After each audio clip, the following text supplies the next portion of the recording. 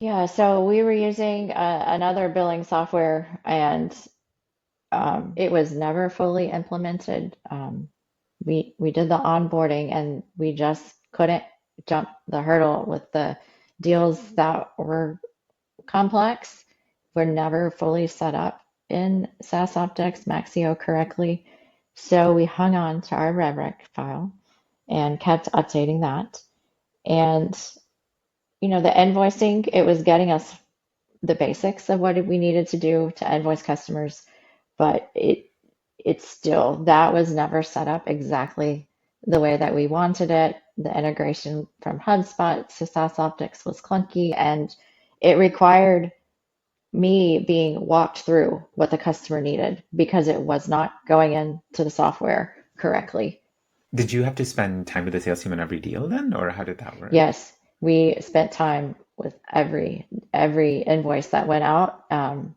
Had it was a Zoom call, it was a conversation being reviewed, making sure dates were right because those seemed to keep flying around, that the amount was right. I mean, even just making sure the company name and email and address, it was almost like we were hand creating invoices. That's what it felt like for a lot of the time. So, um, yeah, it was consuming a lot of our time. And it wasn't just two people Yeah. on the call. I mean, we had four people that would send an invoice multiple times a week. Yeah. There's like a joke in there about how many people did it take to send an invoice. That's how we Um, felt. Yeah. Like, how many of us do we have to be here? But we would all have a different, we all had a different role in making sure the invoice was accurate and going out to the customer. yeah. I guess like what did that all that time spent on invoicing mean for the business? What were you not able to do for the business? I mean, for me, I was the one doing it. I was the only accountant for a while. So having such a big part of my week spent invoicing, yeah, there's other help that I could have provided to the controller at the time. And he was sitting in on the meetings too, which I know he had other things that he could be doing. So yeah, we were very motivated to find a better solution, just knowing we want to operate efficiently. We're a small department. We're not adding one person to invoice customers. We needed to add a tool that would allow us to do it with a small team and expecting high growth. I mean, when we started invoicing, we did it directly out of QuickBooks. We were doing it maybe once a week. It was very small, and we were using a Google form to capture the data for the customer. So you want a tool that will scale. That wasn't going to scale, and we knew it. It was a band-aid for a little while. So we thought SaaS Objects was our long-term fix, and it was very apparent that wasn't going to be it. So we were shopping around again. Um, and we were on a deadline. We were going to have to sign another annual contract. So we needed to get this done before the annual contract was up for renewal. And that meant not just choose the software, but be completely onboarded. So we felt like we were in this time crunch of wanting to make a good decision. We looked at big companies and just really came to the consensus with the biggest ones out there that it wasn't for an annual software contract model. We've just felt like we were constantly being told we can fit you into our software. We can't change our software, but you can do X, Y, and Z and make this work. And we were looking at each other like, but we feel like that's where we came from. We came from a software that really Hmm. wasn't made to invoice annually. Most softwares, your monthly, smaller amounts, automatic billing. Like that's just not what our model is. Um, What made you ultimately feel confident that Subscript was going to be the right choice? we felt like Subscript understood the software billing model, that there was flexibility of, yes, we can handle multi-year annual billings. Um, that Subscript started as revenue recognition. So that was really checking a big box that we had to get off of the spreadsheet to have more reporting capabilities, especially for our CFO, who was, while I was maintaining my own spreadsheet, he also was maintaining a massive spreadsheet of ARR and different customer metrics. So, the invoicing piece was super exciting. The revenue recognition, though, I mean, that's for me what sealed the deal. Like, if you guys are telling me I can get rid of my spreadsheet, I can dump it, then I'm in. Sign me up, please.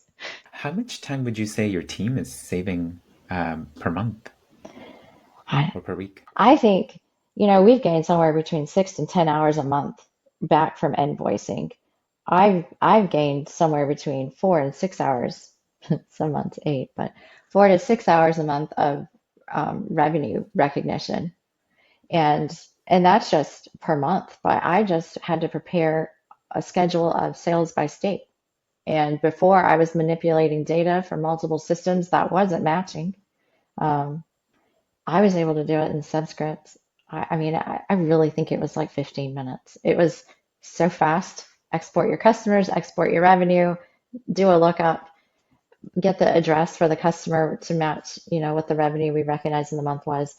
And it was just there. Whereas before, it would take me probably a couple hours. What are signs that the investment in Subscript has been worth it for Graylog?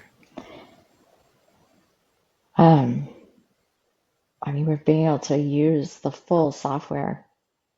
That's what our team, when we were going through the requirements for our new software, that's overwhelmingly what we decided is we needed to be able to fully implement it, not halfway. We're not going to be limping along. We were going to fully implement it, and it was um, not. We weren't going to stop until it happened, and we saw that y'all weren't either, which was really exciting. So being able to use the revenue recognition in Subscript. That was the last piece we never could get with the other software we had implemented in 2021. So that was the big win for me. I feel like you can invoice Yeah. in so many different software. If we just wanted to invoice customers, we could use QuickBooks, right? I I I could make that happen, and there is a way to integrate HubSpot to QuickBooks, but we decided no, that wasn't going to get us revenue recognition, and we needed to move off the Excel file. We're too mature of a company to have that in Excel anymore. We needed a software that was going to take care of it and give us the reporting metrics we needed. So I think that is the one requirement we had that was going to say if we were successful or not in implementing a new billing software. Is revenue recognition reliable? Are we going to be able to use it? And yes, Yeah. we can. If another SaaS finance leader is considering Subscript, what would you tell them? I mean, do it. I don't. You're going to get white glove service onboarding. And if that isn't enough, I know you guys integrate with Zero. QuickBooks is solid. I feel like this is a really good choice for a SaaS model, whether you invoice monthly, quarterly, annually, because we've now done all of that um, inside Subscript. I think it's going to save you time. And, if you're a young SaaS company and you can not ever have the length of thousands of lines in a RevRec file, do it. Get it all in the software now and have accurate data, and your onboarding will be so much easier. Um, it's worth the investment upfront. And I think you'll have time and efficiency gains. You'll save headcount in the long run. Um, I just think Subscript has solved for a lot of things that we were looking for and had been looking for with other software and hadn't found until you guys came around. Anything else you'd like to add? I remember having the conversation about let's go with a really big company.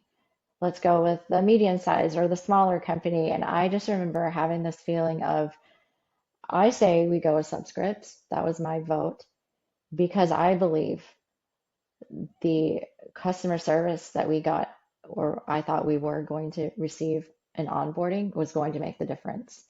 And I still believe that. I think there's a lot of good software, a lot of good user interface.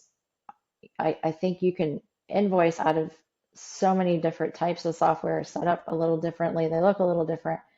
But if you can't get your data in there correctly, especially the historical, it doesn't really matter what Yeah. else they can offer you.